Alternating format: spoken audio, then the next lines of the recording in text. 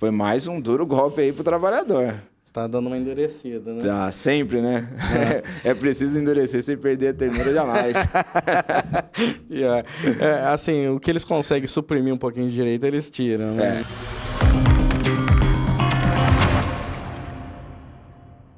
Estamos começando mais um bate-papo jurídico. Hoje eu estou aqui com o Dr. Ricardo do Nascimento e o assunto hoje é dinheiro no bolso do trabalhador, são os adicionais que estão previstos na CLT. Se você ainda não se inscreveu nesse canal, já se inscreve e deixa o seu like para que esse vídeo alcance mais gente. Dr. Ricardo, para quem não te conhece, se apresenta, por favor. Eu sou advogado, atuo muito na área trabalhista, né? Sou pós-graduado em Direito do Trabalho, Previdência Social e também atuo um pouco em outras áreas, né?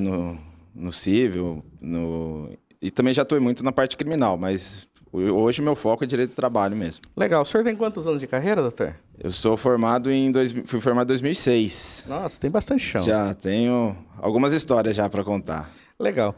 E hoje a gente escolheu falar sobre dinheiro no bolso do trabalhador, né? São os adicionais da CLT, porque assim, às vezes a população conhece esses adicionais, às vezes por nome e tal, mas não entende direito como é que funciona, né? Então vamos lá. O que são esses adicionais trabalhistas, doutor? Então, os adicionais são vários adicionais que o trabalhador vai ter direito de acordo com a função ou com o que ele esteja trabalhando naquele momento, né? Então, para citar alguns, sem aprofundar ainda, temos adicional de insalubridade, periculosidade, adicional noturno, acúmulo de função, desvio de função, dentre outros, né? Mas eles visam sempre resguardar o trabalhador, fazer com que o trabalhador receba uma compensação daquilo que ele está fazendo a mais. Por falar em fazer a mais, vamos falar do mais famoso, né? Que é o adicional de hora extra, então. Como é que funciona esse adicional de hora extra? Quando que a pessoa tem direito? Quando não tem? Vamos lá, doutor. A hora extra é realmente um dos carro-chefes aí dos adicionais, que todo mundo está acostumado, né? Ou conhece alguém que fez hora extra, faz hora extra, né? A Constituição Federal, ela fala que hora extra é o excedente, a hora que a pessoa trabalhou acima da 8ª hora diária e 44ª semanal. Sim. Então, tudo aquilo que a pessoa trabalhou a mais é considerado hora extra, né? O valor é 50%, no mínimo 50% do valor da hora, né? Então, pega-se o valor da hora, divide, né, por um divisor e soma 50%. Esse é o valor da hora extra, né? É claro que antes que as pessoas já entrem e fiquem em dúvida, aí tem a questão... algum trabalhador pode falar assim, mas eu trabalho uma semana 40 horas e na outra 48. Sim. Eu tenho direito a hora extra? Não, aí é o que a gente chama de escala espanhola, né? A pessoa, ela faz uma compensação do sábado. Então, se ele trabalha no sábado quinzenalmente, aí então numa semana ele faz 48 horas e na outra faz 40. Aí não vai gerar hora extra. Da mesma forma, tem a questão que eles chamam de semana inglesa. Que daí você pega as 44 horas da semana e divide só por 5 dias. Certo. Que é o exemplo mais comum, que a gente vê que a pessoa trabalha até às 5 horas da tarde e na sexta-feira ela sai às 16, né? Para dar uma agilizada no happy hour, né? Daí sai um pouquinho mais cedo para compensar. Isso, sai mais cedo. Então aí, somando essas horas, elas não passam das 44 horas, né? Porque imaginando, né, que o trabalhador tenha 1 hora de intervalo, aí, porque o intervalo nunca é computado, vai dar as 44 horas exatas, né? Então, não gera hora extra. E naqueles casos, por exemplo, que ao invés de ser 44 horas semanais, né? Às vezes a pessoa faz uma jornada de 40, né? De 8 horas de segunda a sexta. Se ela trabalhar mais, mesmo tendo a previsão legal de 44, tem hora extra ou não? Então, o próprio ordenamento fala que ela pode fazer no máximo 2 horas extras por dia. Sim. Há entendimento de todos os jeitos, né? Porque a jurisprudência tem para todo mundo, né? Tem deferido, indeferido, para todo jeito. Eu entendo que quem não ultrapassa a jornada semanal não tem direito a hora extra, mas eu já atuei em processos que sim, que o juiz já foi pedido e o juiz acabou deferindo. Então isso varia do entendimento do magistrado. Então. Isso, varia do entendimento do magistrado, depois em questão de acórdão, né? Geralmente quem perde nunca está contente, né? Vai fazer um recurso e vai ter uma segunda opinião e tem também para os dois lados, né? Não é uma coisa líquida e certa, né? Vou entrar com isso, vou ganhar, ou vou entrar com isso e vou perder. Legal. E vamos falar de uma outra escala também que ficou famosa recente, que é a 12/36, né? Sim. Essa escala, a escala que todo mundo tem reclamado aí nas redes sociais. Quem faz esse tipo de jornada de 12 por 36, enfim, essas jornadas maiores, ele tem direito a hora extra, não tem? Como é que funciona isso, doutor? Então, essa jornada é a jornada que está na crista da onda no momento, né? Sim. Então, ela geralmente é aprovada por convenção coletiva, tem também a súmula do TST, a 444, que fala dos ditames. Quem faz a jornada 12 por 36, a pessoa trabalha num dia e folga no outro. Geralmente ela trabalha entre 15 e 16 dias ao mês. Certo. Né? Se ela fizer essa jornada e tiver uma hora de intervalo, ela não vai ter hora extra. Sim. Né? Mas o que acontece na prática? É que, geralmente, quem trabalha nessa escala vai trabalhar ou das 8 às 18, ou à noite, né? A pessoa passa a noite trabalhando. Então, ela entra às 17 ou 18 e sai no outro dia. Aí demanda mais coisas, porque entra a questão do adicional noturno, hora noturna reduzida, né? Sim. Mas, via de regra, quem faz esse horário não tem hora extra. Mas se, por exemplo, ela não tiver o gozo de intervalo, aí já vai caracterizar, né? Porque daí a não concessão do intervalo de 1 hora, que no caso seria à noite, intervalo de janta ou intervalo de almoço, vai fazer com que essa hora seja computada na jornada. Como hora extra, então? Então, na verdade, ela vai receber duas verbas diferentes, pela súmula 437 do TST. Ele vai receber o tempo que ele não dispôs de intervalo de almoço, ele vai receber de forma indenizatória, porque não compõe mais o salário, não é um verbo de cunho salarial mais, certo, desde a reforma trabalhista. E esse mesmo período vai ser computado na jornada. Então, ele acaba tendo um duplo efeito aí. E esse aí já é bem pacificado, principalmente aqui na nossa região. Isso é quase causa-ganha, igual o pessoal chama. Né? Exatamente, causa-ganha. A gente sabe que causa-ganha não existe, né? Mas vamos ao termo que fica fácil para todo mundo. Para né? explicar de uma forma menos técnica possível, seria quase causa-ganha. Legal. E em que situações que o adicional de hora extra ele é pago em 100%, doutor? Porque em alguns casos ele é dobrado, né, a hora. Como é que é isso daí? Sim, quando a pessoa trabalha em feriados e domingo sem a folga compensatória, as horas são pagas com adicional de 100%. Aí é o que o pessoal fala, né? Dobra do domingo ou dobra do feriado, né? Sim. Por conta de ser 100%. Então, é muito comum também, né? E aí, a gente voltando para a escala 12 por 36, para não deixar dúvida, né? Sim. Na escala 12 por 16 já é diferente, né? Porque a pessoa trabalha nesses dias, né? Aí já não tem essa previsão legal de receber esse valor dobrado. Isso, por conta da compensação. Certo. Entendeu? Claro que quem atua, né, está acostumado a ver esse tipo de pedido, né? Mas a ideia que a escala 12 por 16 ela é mais benéfica para o trabalhador. Então, por conta disso, acaba não tendo a previsão do pagamento em dobro. Legal. Então, vamos lá, né? E aí, falando de outro adicional que é muito famoso, é o adicional noturno. Como é que funciona esse adicional? Como é que é o pagamento dele? A partir de que hora que é devido? Enfim, dá uma explanação pra gente. Sim. Vou limitar aqui só para falar do nosso, que é urbano, né? Sim. Que tem as variações, para o pessoal rural é outro horário. Mas quem trabalha entre as 22 e as 5 horas da manhã, ele tem direito ao adicional noturno. Sim. O mínimo dele é 20% do valor da hora trabalhada. Certo. Tá? Não é uma hora extra, né? Não entra, o cálculo é feito de forma diferente, mas ele 20% do valor da hora. E aí esse tem um desdobramento também da questão quando a jornada é elastecida. Quando a pessoa, ao invés de sair às 5 horas da manhã, ela cumpre a jornada integralmente à noite. Certo. E ela vai sair, por exemplo, às 7 horas da manhã. Daí tem mais duas coisas. Além do adicional noturno, que é o 20% do valor da hora, ela tem direito ao reconhecimento da hora noturna reduzida, que no relógio, né? O exemplo que a gente usa é esse. Você fala, no relógio são 60 minutos. Sim. Mas para a legislação é 52 minutos e 30 segundos. A hora é um pouquinho menos. Isso, exatamente. E apesar dele ficar ao mesmo tempo na empresa, então isso vai gerar 7 minutos e meio de hora extra, né? Noturna, no caso. Sim. Que se a empresa não computar essa questão da hora noturna reduzida. Então, vamos lá. Então, esse trabalhador, ele tem a hora um pouquinho reduzida, no contra-cheque dele vai vir o salário normal, mais esses 7 minutos e meio, né, por cada hora trabalhada, e mais o adicional noturno ainda. Isso, perfeito. A ideia é essa. Agora, vamos falar na prática, né? A gente vê muita empresa pagando realmente o adicional noturno, os 20%. Mas são bem poucas empresas que recordam, né, da questão da hora noturna reduzida, né? Então, na prática, a gente vê muito pagamento, mas do adicional noturno. Então, o trabalhador que faz essa jornada noturna é bom consultar um advogado para saber se está tudo certinho.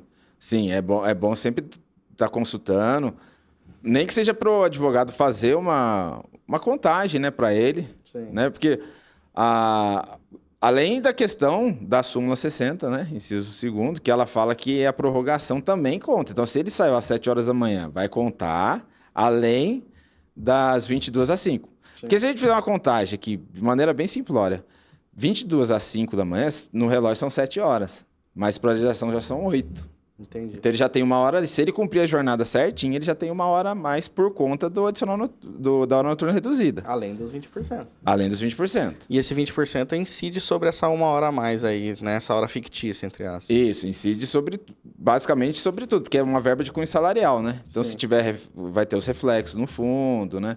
Reflexo no DSE, aquelas coisas que a gente está acostumado.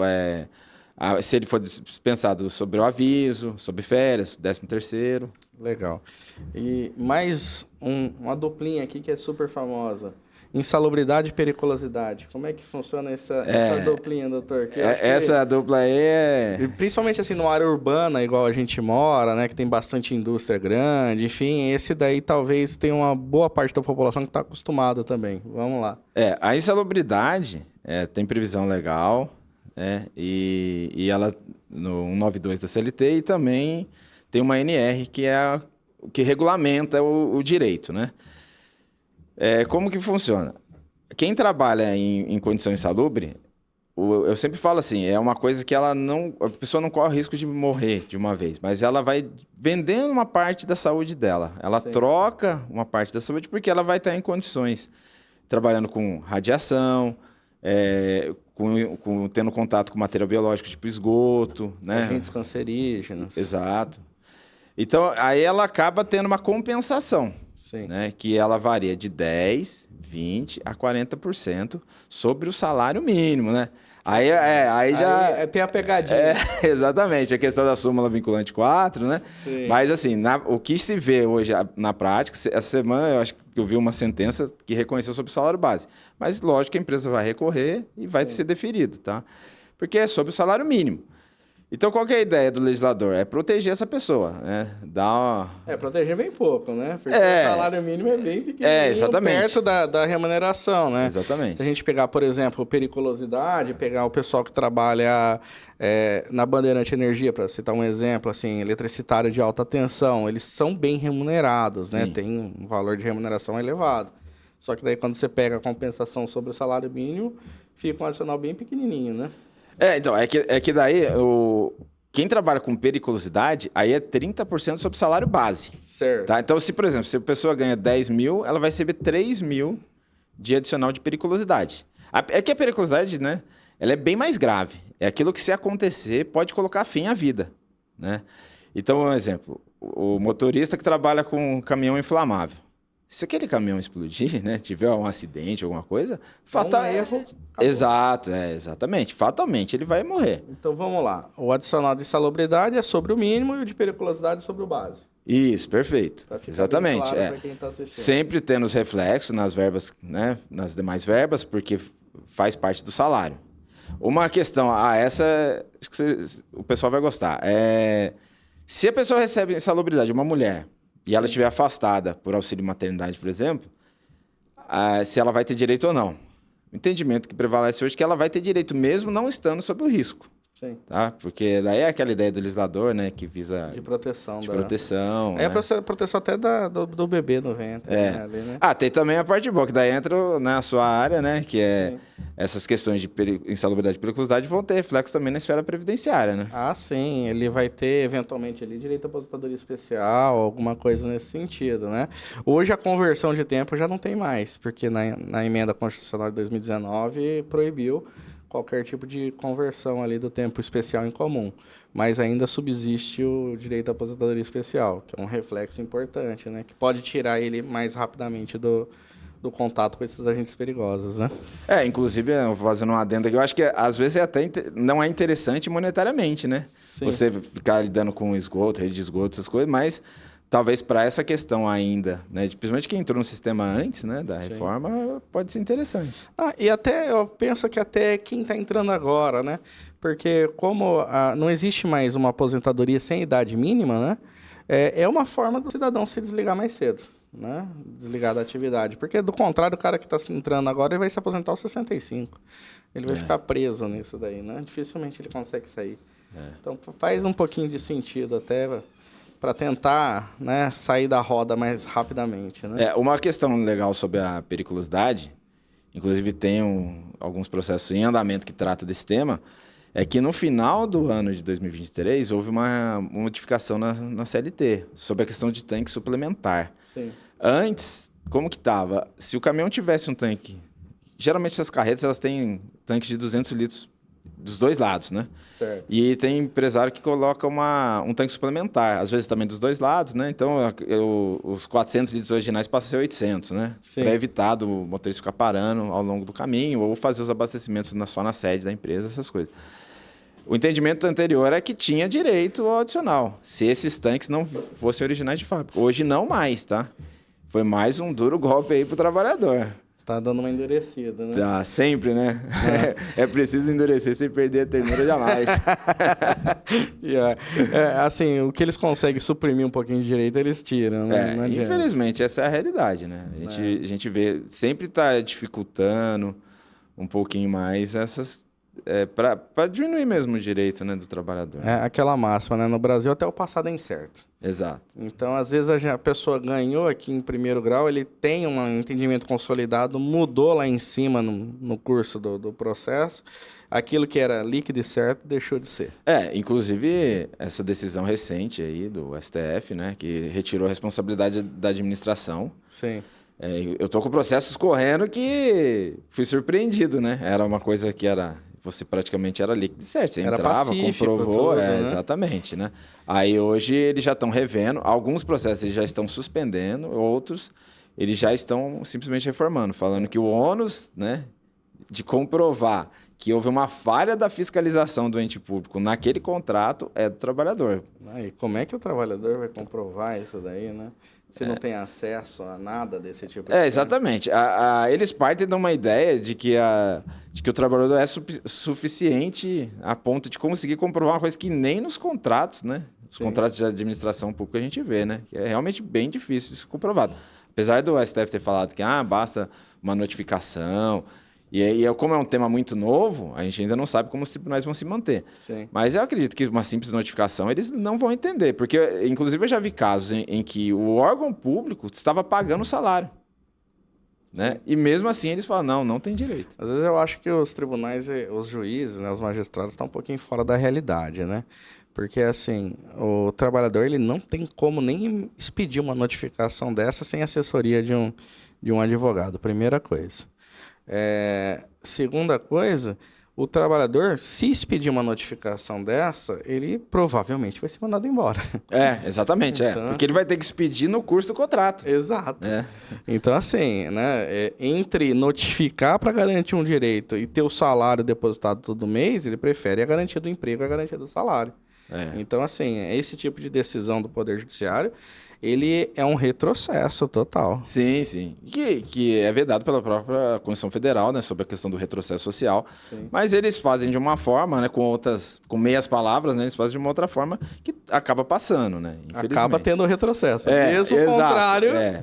Só mudou a palavra, né? É igual quando a gente vê aí no município, em vários municípios aqui da nossa região, a via é estreita, aí eles simplesmente pintam uma faixa a mais, né? Sim. Pô, aí fica difícil, né? E no Brasil tudo funciona assim, né? Se você for falar assim, teto de salário, aquilo não é teto, é quase um piso, né? Exatamente. Porque o que a gente mais vê são salários astronômicos. Então, assim, o judiciário sempre dá um jeitinho, né? Aquilo é só para quem tá ingressando, né? Aquele é o piso salarial, né? Aí depois vai lá para cima, né? Mas vamos lá, continuando aqui, doutor. Com relação à transferência do trabalhador, às vezes acontece, né? Principalmente em empresas grandes, assim, né? Normalmente de bom porte, tem várias filiais. Como é que funciona? O trabalhador, ele é, então, tirado aqui do município dele para ir para um outro município, às vezes em outro estado. Ele tem alguma vantagem em cima disso? Ele vai ter direito ao que a gente chama de adicional de transferência. Né? Além disso, a empresa vai ter que arcar com todos os demais custos, né? De mudança, né? Entre outras coisas. Esse adicional é 25% sobre o salário dele. Certo. Mas tem alguns requisitos, né? A transferência ela tem que ser temporária. Sim. Né? Temporário o TST entende que é até 2 anos. Até o nosso temporário é longo. O temporário é quase definitivo. Exatamente.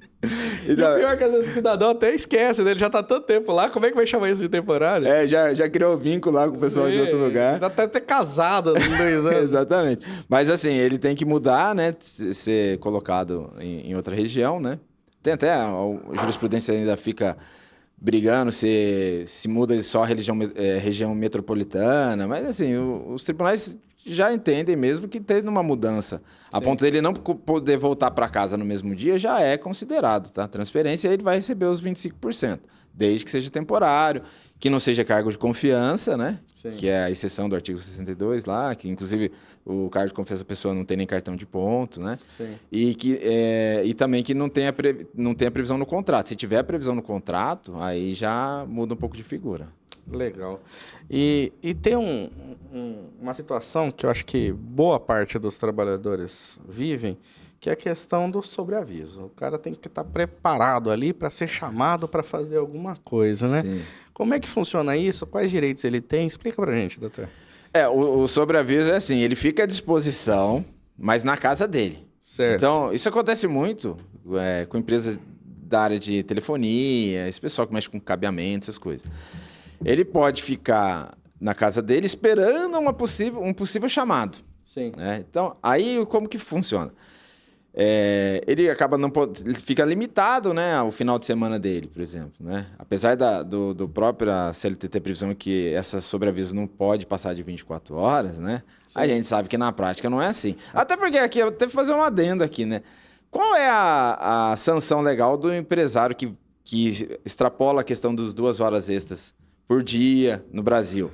Então, isso ele vai fazer lá 10, 15 horas mês, por um exemplo, né? Qual que é o que ele vai ter de punição? A punição é que ele vai ter que pagar os reflexos disso, porque aí a verba passou a ser habitual.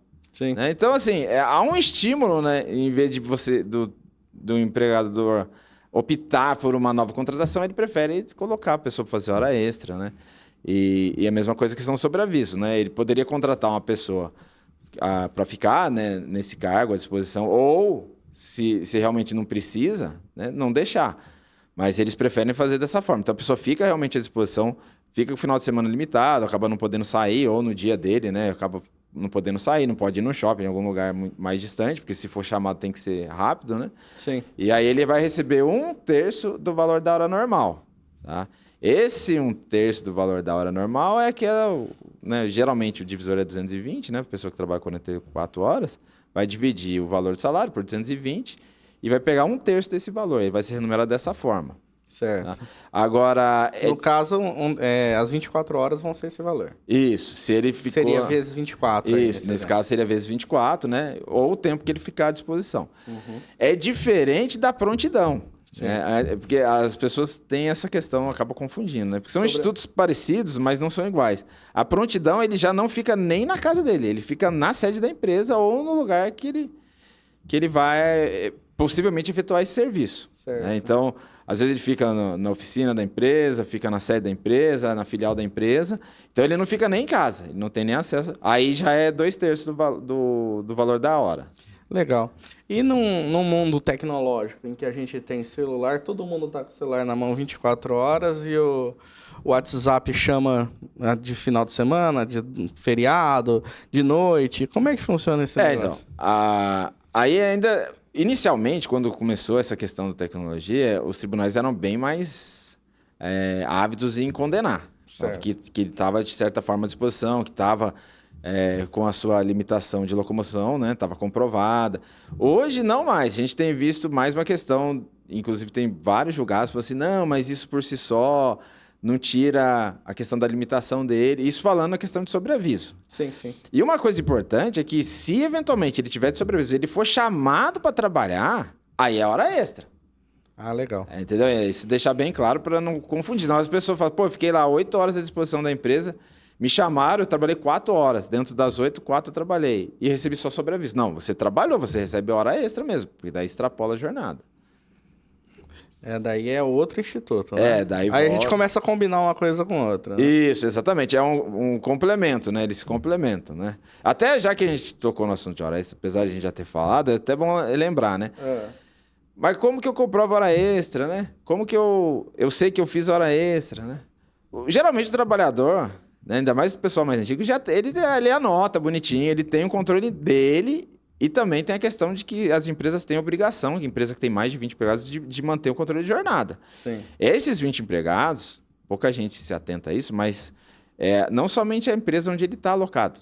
Se tiver filial, também vai somar os empregados da filial, né? Ou como dizem os colaboradores, né? Agora colaborador é um termo bonito. Mas é o politicamente correto, né? Sim. Então, aí somou essas pessoas, tem mais de 20, o ônus é da empresa de comprovar. Aí, ainda mais agora, já que você tocou no tema de tecnologia, aí tem a questão, né? É por biometria, pode ser anotação, né? O bater o cartão, que hoje a gente quase não vê, né? Geralmente é biometria. E esses horários tem que corresponder à verdade, né? Não pode ter fraude. Às vezes a pessoa pode eventualmente mandar uma mensagem e falar, chefe, cheguei. Mandei no WhatsApp. Sim. Isso eventualmente pode servir se não tiver um controle mais formal. Isso, exatamente. Inclusive, a gente vê muito isso na questão do motorista. O motorista, inclusive, várias empresas estão usando de apps específicos para controle de jornada direto no celular do próprio motorista, que nem sempre é concedido pela empresa, fazendo dele pessoal mesmo, e ele vai entrar e vai marcar o horário que saiu com o caminhão, a hora que parou para fazer eventual abastecimento, carregamento de carga e até o final da jornada. Legal. Vamos falar agora daqueles que quase ninguém vê. Que é o adicional por tempo de serviço, anuênio, biênio, quinquênio, enfim, eu acho que eu não conheço uma empresa que pague isso, mas existe. Como é que funciona? Infelizmente, isso a gente vê mais no mundo dos servidores, né? Do servidor público. Servidor público. No CLT, acho que não, são raros os casos que existe porque depende, basicamente, de convenção coletiva, né? Sim. Você não tem, apesar de se pegar alguma lei esparsa, ela vai falar do direito, mas ele é regrado por convenção coletiva.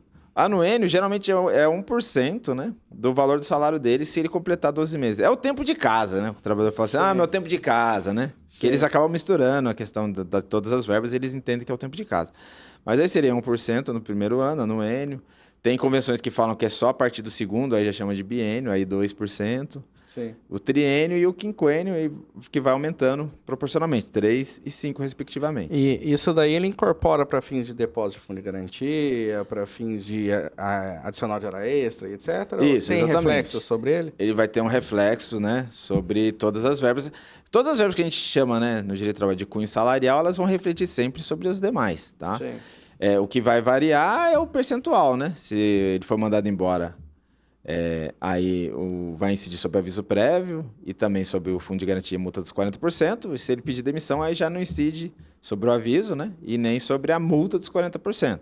Tá? E se for uma justa causa, né? A temida JC, né? Sim. Aí já também vai ser na mesma linha. Não, legal. E vamos falar de uma que eu nunca vi. Adicional por acúmulo de função. Eu acho que eu nunca vi uma empresa pagando isso daí. Explica pra gente, doutor. Essa aí é complicada. O que é o acúmulo de função? É quando a pessoa é contratada para uma função e ela começa a fazer outras funções além daquela original. Então, vou deixar bem claro, assim, de uma maneira bem simples. Ele pode ser, por exemplo, contratado para ser um auxiliar de motorista. Certo. Aí, além disso, ele começa, dentro da mesma jornada, a fazer o trabalho de empilhadeirista. Sim. Aí está tendo um acúmulo de função, porque a empresa está economizando por não contratar o empilhadeirista, está utilizando da mão de obra, que ela já tem, com um salário menor, né? Porque o do empilhadeirista, via de regra, é maior, né, do que o ajudante. E então ela está economizando ilicitamente, né? Que a gente fala, né? Sim. Aí ela vai ter que ele vai entrar com uma ação e provavelmente ela vai ser condenada a pagar o que a gente chama de acúmulo de função. Que não tem legislação. É aí que é o problema, né? Porque você pegar o 456 da CLT, ele fala que a pessoa tem que estar disponível, né? Contratualmente falando, ela está disponível a fazer todas as funções que ela consiga fazer. Mas aí, tendo uma função mais técnica, tendo outros requisitos, a gente usa a lei do radialista, que fala também em 10%, 20% e 40% de acúmulo de função. Certo. Na prática, mesmo falando do mundo de processos, na Justiça do Trabalho, eu nunca vi um de 40%. O advogado do reclamante acaba pedindo, né? Sim. Porque se ele não pediu todo, se ele pedir o mínimo, vai ficar no mínimo, se eventualmente ganhar. A gente acaba fazendo esse pedido, mas geralmente é em torno de 20% que é dado, desde que muito bem comprovado, porque o que os juízes usam para desconstituir o direito não é brincadeira. Um exemplo, se esse acúmulo foi dado desde o início, a pessoa entrou sabendo já que ia fazer esse acúmulo de função, não tem direito. Se ela, a partir do momento que ela passou a acumular, então ela trabalhou há 6 meses, começou a acumular, ela não faz hora extra, não tem direito. Eu até entendo que tem uma lógica, né? Eu sempre falo, o direito, ele não é só justiça, tem uma lógica, né? Sim. Se a pessoa está acumulando função e ela consegue fazer dentro das 8 horas do dia dela, então provavelmente ela estava com tempo ocioso, né? Então aí eles acabam utilizando desses argumentos para julgar improcedente. E acaba desconstituindo esse direito. Aí a pessoa acaba perdendo esse direito. Mas, né, é sempre bom explicar de uma forma bem didática essa questão. A pessoa não deixa de fazer a função original, né? Então ela é contratada para a função original dela que está na carteira, no contrato, e acaba fazendo uma de outra pessoa. O que é muito comum quando a empresa resolve mandar alguém embora e não coloca ninguém para substituir. E ela vai chegar, pegar a pau e você vai fazer a função dele. Normalmente essa situação é transitória, né? Porque dificilmente ele fica lá a vida toda fazendo aquilo ali sem ter uma compensação, né? Então... É um transitório brasileiro, né? É o transitório de 2 anos. Tem para todos.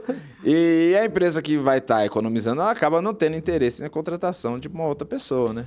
E o senhor falou aqui em passant, eu vou até pegar esse gancho para a gente explicar, né, para quem está assistindo, né? Você falou, o advogado tem que pedir tudo, né?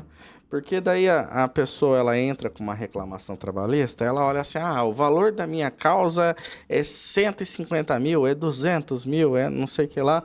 Mas assim, não necessariamente ele vai levar isso daí, né, doutor? A gente pede o máximo possível, que foi o seu exemplo, já sabendo que alguma coisa ali não vai alcançar, né? Tem que ser assim, né? É uma questão, já é uma questão de técnica, né? Não tem como você entrar pedindo acúmulo de função. Por exemplo, baseado na lei do radialista, falar que é só 10%, ainda que seja comprovado, ele vai receber no máximo 10%, que foi o que a pessoa pediu, né? Então, a gente acaba, o advogado, né, que atua, acaba pedindo o valor no limite, né, do pedido, mas sabendo que pode ser uma condenação menor. Até fazendo um link com a questão da insalubridade. Ela pode ser de 40, 20 e 10. Se o advogado entrar pedindo só os 20, o juiz vai limitar nos 20. Sim. Né? Ainda que ele tenha direito aos 40. Esse é o raciocínio. Então, você acaba fazendo um pedido mais alto, né? Digamos assim, para abranger o todo, sabendo que provavelmente se você não conseguiu tudo, você vai receber um valor abaixo. O valor da causa é mera estimativa. Né? Esse assunto já está pacificado, inclusive no TST. Então, você acaba, como você bem disse, você pede 150, às vezes 200 mil, a gente vê acordo de 10, 20 mil, né? E às vezes sentença até de improcedência. Não quer dizer que a pessoa vá ganhar aquilo, né? Mas é uma maneira que o advogado tem de pedir, de mostrar a pretensão. É uma expectativa. Exato, é uma expectativa de direito que o advogado, né, que está atuando ali, ele olha, vê a documentação, analisa os fatos, que o advogado ele é o primeiro juiz da causa, né? Sim. Então ele analisa tudo e acaba falando, olha, eu entendo que é isso aqui, mas vai depender de prova, se for uma matéria como periculosidade, insalubridade, depende de perícia, né? Então é até bom, né? Apesar de não ser obrigatório, mas é bom, a gente sempre fala para o advogado, acompanhe a perícia no dia do cliente, né? Sim. Não é obrigatório, não tem nenhum problema do advogado não ir, desde que o reclamante compareça. Mas é bom ele comparecer para que seja tudo feito ali aos olhos dele, né? À vista dele, né? E de maneira bem transparente, né? É porque é aquele negócio, né? A empresa, ela tá bem municiada nesse momento, né? Isso. Então, a perícia nesse exemplo é realizada lá. Então, tem alguém deles lá acompanhando que conhece bastante da matéria, né? Então, é interessante realmente o advogado estar lá fiscalizando o que vai ser feito, né? Não, e fora que quando você faz em grandes empresas a perícia, né? Geralmente são cerca de 10 pessoas do lado da empresa. Vai ter o advogado da empresa, o técnico de segurança, o auxiliar do técnico de segurança, até o pessoal da segurança da empresa mesmo costuma acompanhar. Sim. E o trabalhador ele fica coado com medo de... Porque já aconteceu, né? Eu já vi do trabalhador estar falando a versão dele. Porque o bom perito, ele deixa cada parte se manifestar e ele depois vai analisar o local e vai chegar à conclusão. Mas eu já vi acontecer do perito simplesmente permitir que a empresa ficasse o tempo inteiro atrapalhando, falando para o reclamante, o que você está falando não é verdade, não é bem assim, mas é só questão de ponto de vista, né? Sim, sim. Legal. Doutor, a gente tinha um compromisso aqui de conversar meia hora, a gente cumpriu o nosso compromisso aqui. Desde já, muito obrigado do senhor ter vindo aqui, ter disposto do seu tempo, ter dado essa aula para quem acompanha o episódio, né? Eu vou abrir o microfone para o senhor se despedir. Não, eu queria agradecer a oportunidade, né? Que o direito, ele é apaixonante, né? Então, a gente que atua sempre busca aí o melhor para o nosso cliente, né? O senhor também tem esse entendimento e eu agradeço realmente a oportunidade aí de poder esclarecer também para as pessoas os direitos que eles têm, né? Então é isso, por hoje é só. Siga as nossas redes sociais, acompanhe o nosso trabalho, se inscreve neste canal e até o próximo episódio.